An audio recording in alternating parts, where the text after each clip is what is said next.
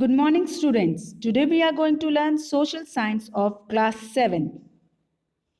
Chapter 3 Delhi Sultanate.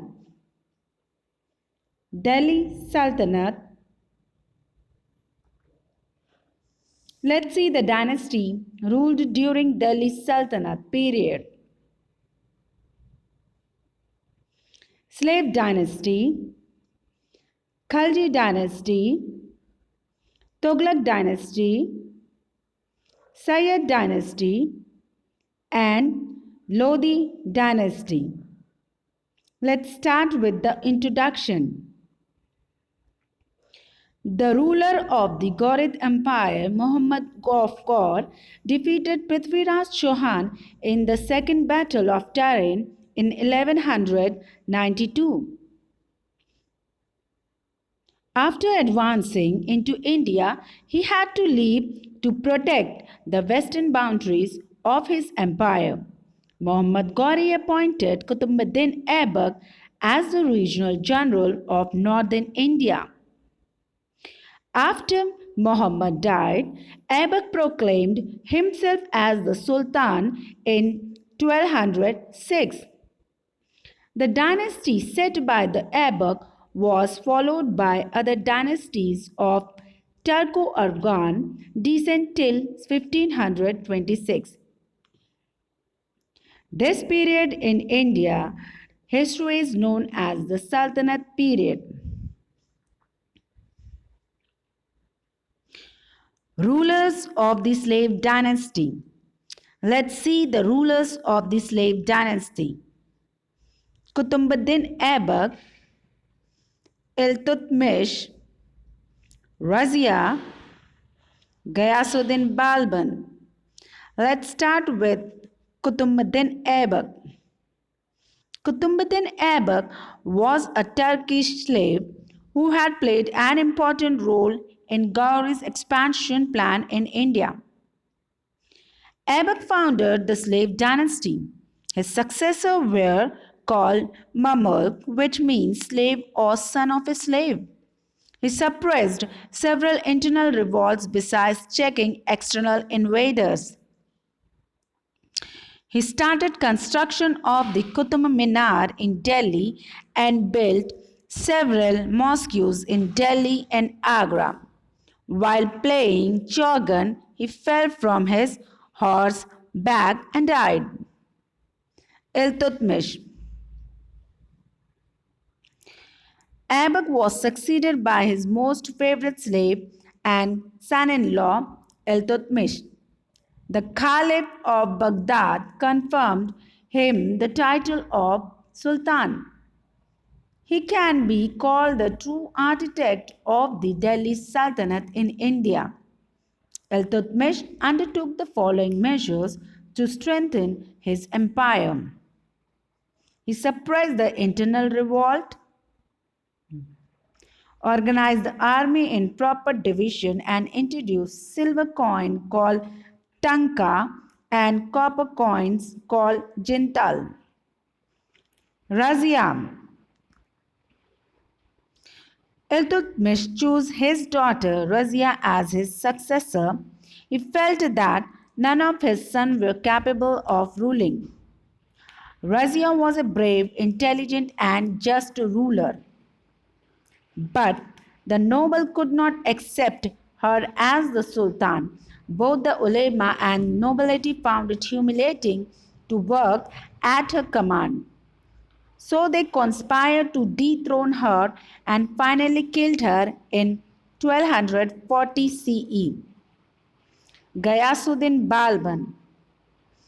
Ghayasuddin Balban, a Turkish slave called Balban, who had become a leading member of the nobility, in 1265 he took over as Sultan.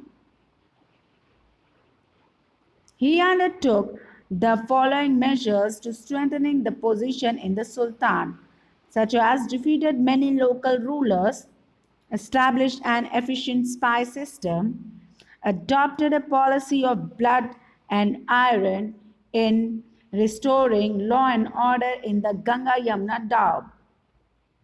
Khalji dynasty. The ruler under Khalji dynasty are Jalaluddin Khalji, Alauddin Khalji.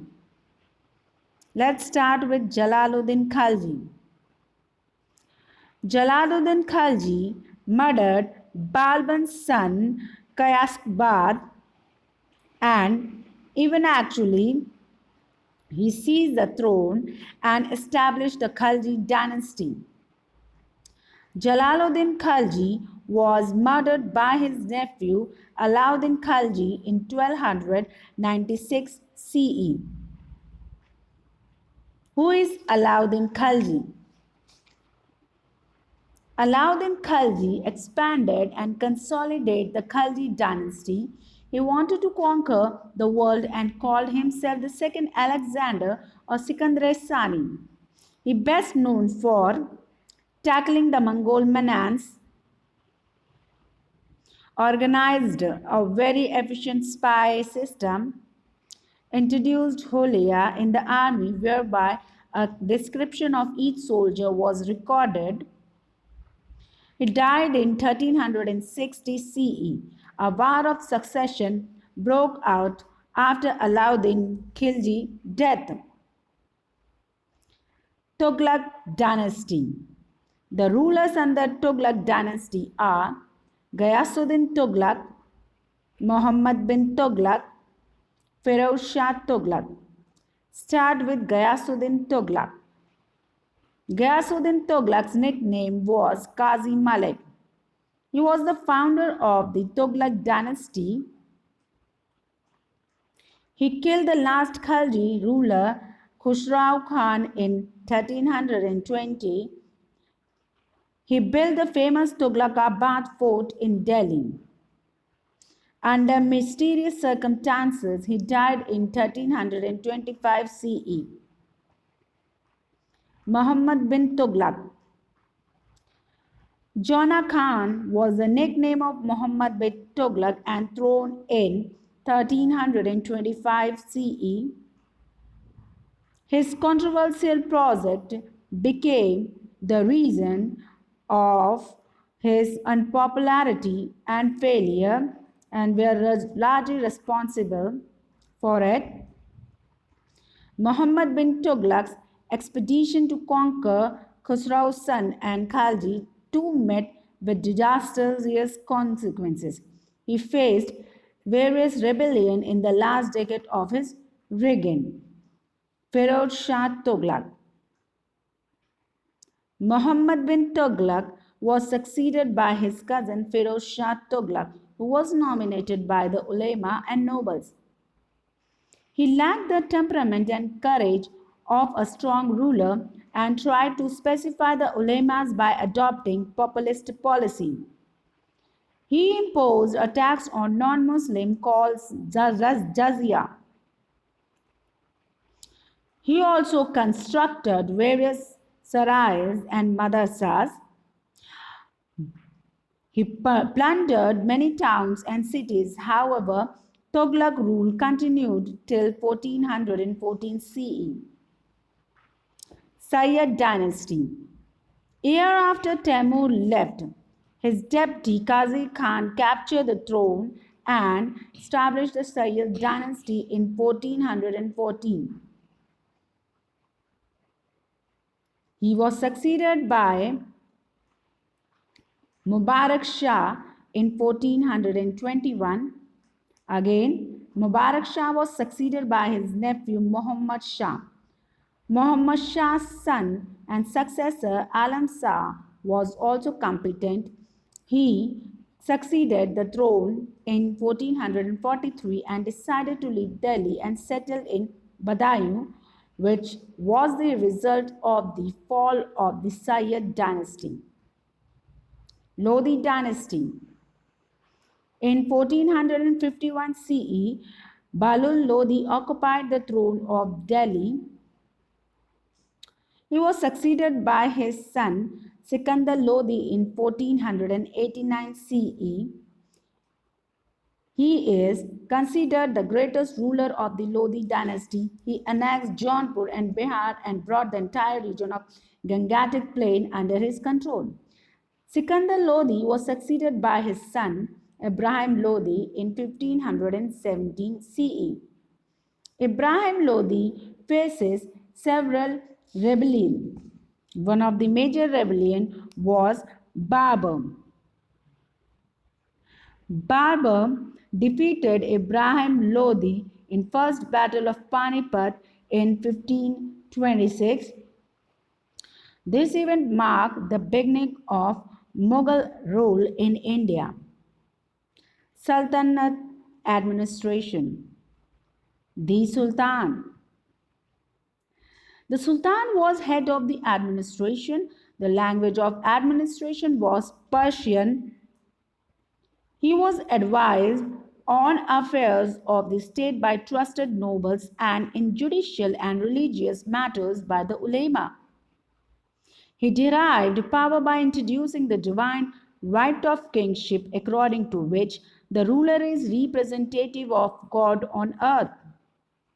He introduced the rituals of sajda and pahabas to assert his superiority. Division of the empire.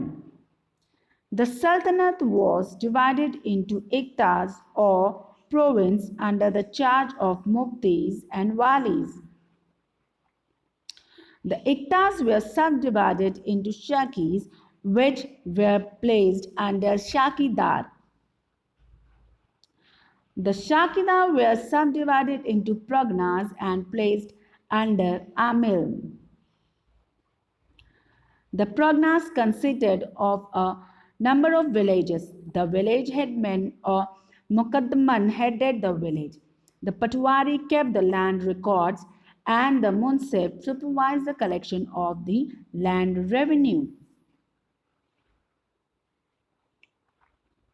Department of Administration. The Wazir headed the Diwan-e Wizazat. He looked after the income, expenditure, collection of revenue, and overall financial matter. The Ariz-e-Mamalik, along with his deputy, looked after the army and military affairs. The Chief Sadar or the Chief Qazi looked after all charities and headed the Department of Justice. Downfall of the Sultanate. Many rulers like Nasruddin Muhammad and Feroz Tughlaq were not strong. They had corruption, opportunist nobles who manipulated them and made them unpopular. This led to the formation of various groups or clans among the nobles which divided their loyalty towards the Sultan. The Ikta system helped to decentralize the power of the king. The king's dependence on the nobles increased as they provided him with army contingents. On various occasions, weak empire became the target of attacks launched by foreign invaders, especially the Mongols. The Sultan did not follow the law of primogeniture, whereby the eldest son succeeds his father as a ruler. This led to tragic war of succession, thus weakening the empire. That's all for today. Have a good day. Have a nice day. Thank you.